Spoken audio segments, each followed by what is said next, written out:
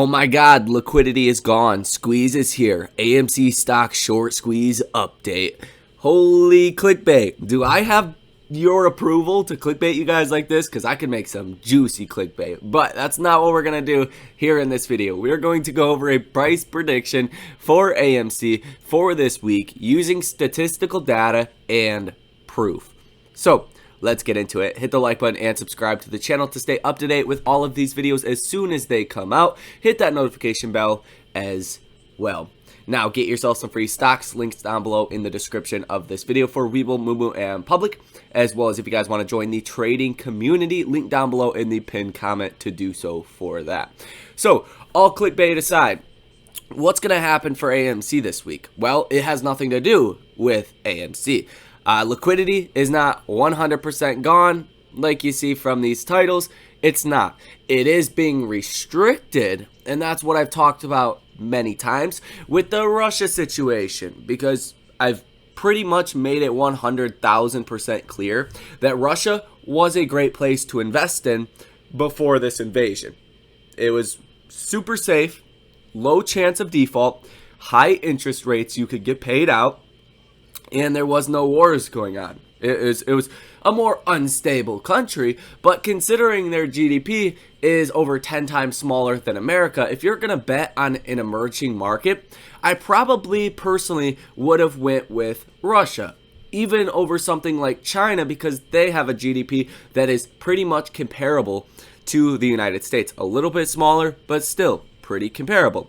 So that's where the appeal came in from hedge funds, institutions, banks, companies. They all wanted a part of Russia. And that's what they did. And you see liquidity is drying up because of that. Now, liquidity drying up because of Russia, because of China, is that enough to cause margin calls? And then is that enough to cause forced share liquidations? In other words, when hedge funds get margin called and they say, hey, you have to deposit $50 million or we're going to close out your positions here in the next 2 hours, do they have that $50 million still to service their margin calls, or will they be forcefully liquidated? I don't think we're at that point where they would be forcefully liquidated, but I do think we have everything set up where if the markets do continue to fall right now, and UBS predicts the stock market could fall down on the S&P 500 to about 360. That would be way down here, guys. That would definitely cause some liquidation, forced share liquidations, and some liquidity problems. That would be about down here. You know, that's a substantial drop, slightly above where we were in 2020, considering the margin debt. If we go FINRA margin debt, hit you guys with some of this. The margin debt is still very, very high. If we go ahead and pull it up, let's see. It's at, for January, $829 billion. And unfortunately, in November, December, October, it was about $935 billion was the highest in October. And that was really when the markets really peaked out for a lot of the technology stocks, for a lot of these so-called meme stocks and high-value stocks. And I really think personally that you have not seen institutional margin debt going down too much. I think a lot of this is retail margin debt that got squeezed out. People got margin calls, especially if they were unfamiliar of how margin works and they were 100% margined out.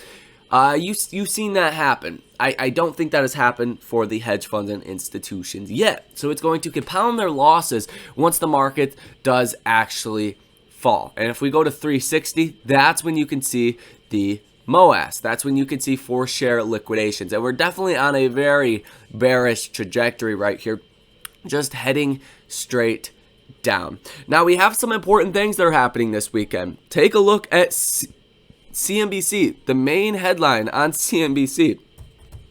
It's looking good for our oil trades. Let's put it like that. National average for a gallon of gas tops $4, the highest price at the pump since 2008. Angry dock workers in the UK are refusing to unload Russian oil due to Ukraine invasion. And I just got to give them a big fucking round of applause because they're actually doing something. They're, making steps to get rid of Russian oil. We talked about it on Friday. Jen Psaki did, saying there was bipartisan support for this, or more so than not now. And I mean, I don't know one person that says, yeah, we should start or keep importing Russian oil. But nevertheless, looks good for our trades. If you don't watch the channel too often, you don't know what I'm talking about, and that's all fine. That's all dandy. But make sure you watch the channel so you know what trade that I am personally in. Now, as far as the headlines that are going to dominate the markets tomorrow, or not tomorrow too, but over the next week, two main things: Russia, Ukraine, and the CPI data that comes out on Thursday. That is on the 10th. And if CPI comes in really, really high, that's where you start to get a lot of fear in the markets. Just wait for it. Let's see exactly what time it does come out. It's on Thursday. Thursday, CPI, core CPI month over month at 8:30. That's expected to come in at about 0.5%. Core CPI year over year, that is about 5.9%. So depending on how these numbers come out, that's where you're really going to see either a lot of excitement or a lot of fear, and you will see the market selling off in a very dramatic way.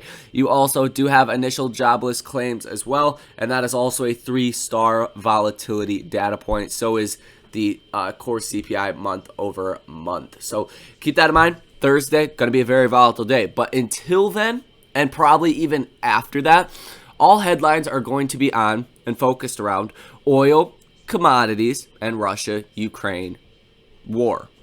So who knows how they will come out, but that is going to affect the price of AMC and our markets. On a more positive note, box office, The Batman scores $128 million, second highest pandemic debut, and this was with the variable pricing.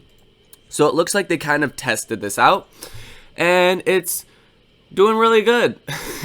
It's not stopping people from going to the theaters, and AMC is going to make that much more money as well, about an extra $1 per ticket. So I think it goes to show for itself, box office still here, and I think it's very hard to talk shit necessarily about the box office not being here or going away because of streaming at home. You can't really say that when movies like this are coming out with $128 million second highest pandemic box office in over the weekend. So pretty interesting there. That should be a bullish catalyst for AMC. Should be. Who knows exactly. But as far as the max pain is concerned, that is $18.50 per share. And the Ortex data, you're looking at 20.92% short interest of free float, 107.7 million shares that are sold short, cost to borrow max of 2.32%, the utilization is at 100%, and I'm very surprised the cost to borrow max is actually not going up at all. Very surprising to me, so we're going to have to wait and see. I believe it will over this weekend, and I want to see if the utilization does start to go down when that happens. But the days cover is sitting at 2.5. Nothing too crazy there. Pretty much the same story for a while now. I mean, days to cover, everything has been pretty much the same. So pretty interesting right there. As far as the actual price prediction for AMC, what I think is going to happen is that you're going to see fear this weekend. You're going to see commodities going up, and typically when commodities go up, which doesn't happen often, you do tend to see stocks selling off. Just statistically, there has been a recession every single time oil has went over $100 per barrel, and oil is at about $115 per barrel. Oil jumped 7% as Ukraine conflicts offset Iran supply hopes. And that's the thing, too. The Iran nuclear deal did not go through over this weekend. Why? Because Russia is the head of those conversations. So, of course, it did not go through. So that's going to be a big headwind for commodities as well as oil, make them go up. And that is going to drive fear into the marketplace. Depending on the CPI, that's going to be the real kicker here, but that is on Thursday morning. So if CPI comes in really good, you're going to see a big bounce. If it does not, you're going to see a big drop. So as far as how I expect the week to play out, you'll likely see a red Monday, Tuesday. You might see a green Wednesday, and then either a red or green Thursday. I do think you will see a red Monday because of all of the bad news we got this weekend about, Russia basically saying, hey, we're just going to declare war on everybody. Basically saying anybody that sanctions Russia, that is a declaration of war, and also saying anybody that is giving them weapons, also a declaration of war. So a lot of talk that comes out of that guy, but we'll have to see. I do believe it will cause some level of fear in our markets. And Tuesday, probably the same thing. You will see a green day, I'm sure. It could happen on Monday, but highly unlikely with commodities doing what they are doing. As far as the technical analysis and the actual price prediction, and I want to give you guys a range here. So if we're looking at the stock, we can see the 20-day simple moving average in the Bollinger Bands is sitting at about 1775. So I do think that is a good level we do have to break above.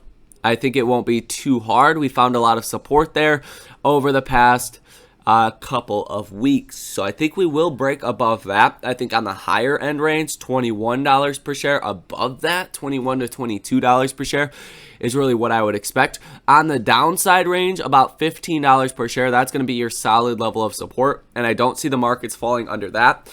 If they do, keep in mind, markets fell to 410.